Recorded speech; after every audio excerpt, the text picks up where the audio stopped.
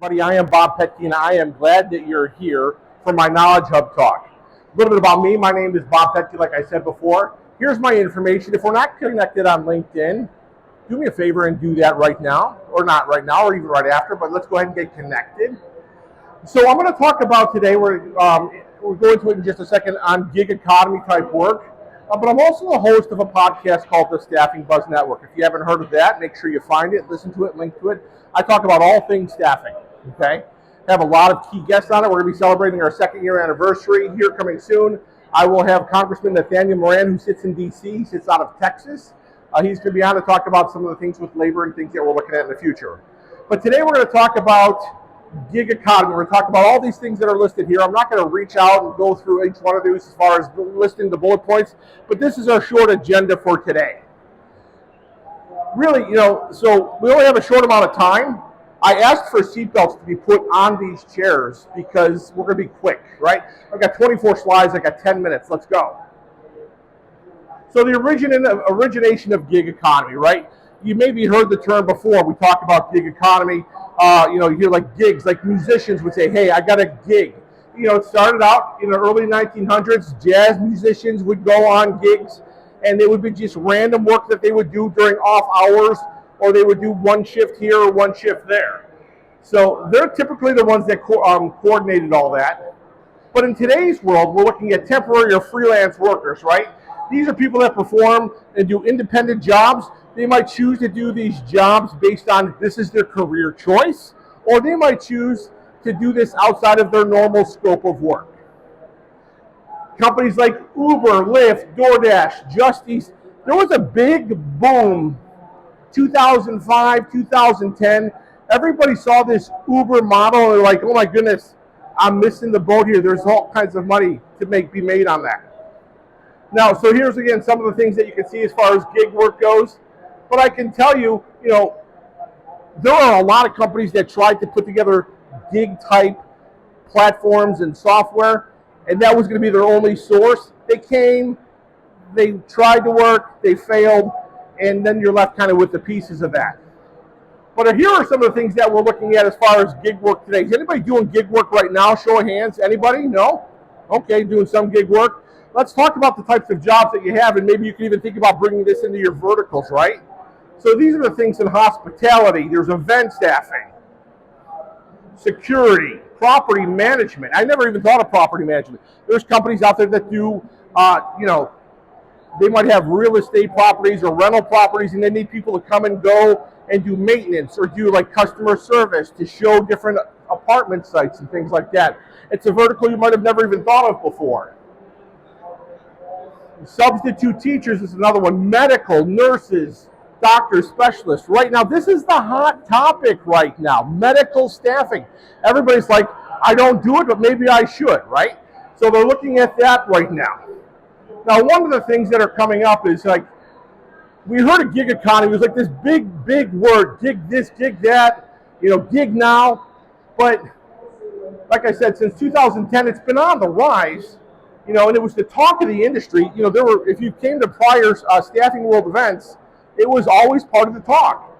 But then this term AI came up, or as my 83-year-old mom calls it, A1. She's like, what is this A1 steak sauce I see? I'm like, Mom, no. It's AI. I had to explain the whole thing to her. True story. So, you start hearing AI. It's coming into the staffing realm. If you were here for the prior conversation, AI is the talk of the town. And all of a sudden, the term gig took a back seat. But the work is still there. The vertical is still there. You just have to decide how are you going to attack it and go get that. So what's happened now is if you're utilizing AI technology, through the utilization of AI technology, you're able to leverage a gig economy and utilize that to go ahead and promote jobs and maybe fill jobs through automation. So many companies have since come and gone, like I said before, trying to drive technology. But, companies like the one that I work for, and I work for a company called Automated Business Designs. We are a full service ATS and CRM, full front office and back office, one database. We're leveraging automation and AI to help fill these and many other types of jobs that are out there right now. What it comes down to is that gig work is scheduling work. You have to schedule jobs, and it's hard to maintain it. So in essence, gig work at its very core is one job, one single shift. So how do you manage that? So, it could also be a specific shift on a specific day, a specific time. It could be a series of shifts for particular times, days over several days in a row, or sporadic in between. And this says, an individual could be scheduled for one shift for part of a series of shifts. So maybe I am somebody who is hosting a bartending, and I might know that for the next 8 weeks I've got weddings on all of these different weekends, but how do I schedule it? It's a scheduling issue. So what do you need is you need a scheduling solution to handle the gig type work. So that's what makes gig work enticing, is because people, the worker, get to kind of pick and choose what's going to work for them to make their world go round. So again, it's all a scheduling issue. So I've just got a kind of a real rough copy. Like, oh, there's a whole schedule here. It's kind of messy, right? Let's zero in. So in this example, this is a company that we worked with when we remained, I think I put a little fake name on here, Harvest Apartments. They do property management. So they needed somebody to do maintenance, and they needed a customer relation job. So here you can see we've got 3 maintenance jobs, 3 of 3. So over the course of about 8 weeks while they're cleaning up a property, we know we need that. So we have to be able to schedule it. And then we'll open it up to anybody. So as long as they're qualified and we can do a skills match and make sure that they fit the criteria, we can do that. And here's another job for a customer service job. So one of the things that we have with our technology, and if you're looking to do this, you've got to have this type of technology under your belt to be able to do it and do it right, is you have to have the technology where you can quickly push jobs out to people and they can get alerted and see them and claim them. So in this particular example, we're looking for somebody, and we did a search based on the criteria for this specific job. My name is Bob Pettke. Don't not mistake for Bob Pettke. Clever, right? We were able to go ahead and do a search based on the criteria for this job, and it would give you a drop down of people that you can pick, click, and choose to do the work. So in this particular example, we had one candidate. We actually can drag him and drop him into one of the assignments, and boom, he's on that assignment. Or is he? What we're actually doing is we're making an offer for him to take the job. So if you look here inside the whole matrix of how it all works, there's a status here where it says offer job opportunity.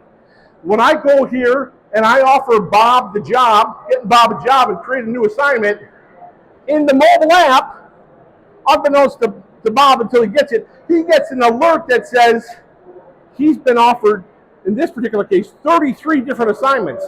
It could be the same job over a period of 33 different days, but let's remember what gig staffing is it's one job specific per time. So he might choose 4 of the 33. So we can see that. So he gets this alert, he clicks on this here, and what happens next? He gets a list of the jobs, and he can go ahead and click into any one of these jobs, see the details of the job, and then he can say, yes, am I interested, or I just want to reject it altogether. Here's the beauty of this, and it all depends on the type of job you're trying to fill. When he clicks accept, the system is going to go ahead and tell you, he says yes, the system tells you he's accepted it. I never talked to him, never spoke with him. He's accepted it. You can also have it where it'll just say, he accepts it, and you can have another contact with him. So you can do a self-assign, or you can have another advantage of a touch with that. So again, we can see through the mobile app, it gives him the details of the job, the location, and then this tells him he's got an up-and-coming job. So this is internal here. This is for us internally. So we can see the jobs that are pending, the jobs that are open. And then when the shift starts, we can see that the shift started. When he checks in, we can look at this. We can actually look at the schedule, and it tells us that he's actually checked in for the job itself. So, with that said, I gave you a lot of information in a short amount of time, right? Don't feel like this guy, okay? What you want to do is talk to me. Talk to me afterward. I'm in booth 711. Get some gig work heaven at 711, and we'll talk to you then. So before we're done, and I'm wrapping up here, make sure you're not that guy. This is my contact information. If you haven't done that already, look at it. But I also want you to remember to subscribe to the Staffing Buzz Network. And so as we close, my last ask, or my only ask of you, is you ever seen the show Wheel of Fortune? How does it begin? What's the first thing you see? What does everybody say? Wheel of, what do they say? Say it again. Come on. Okay, forget that. Staffing Buzz Network, ready? 1, 2, 3. Staffing.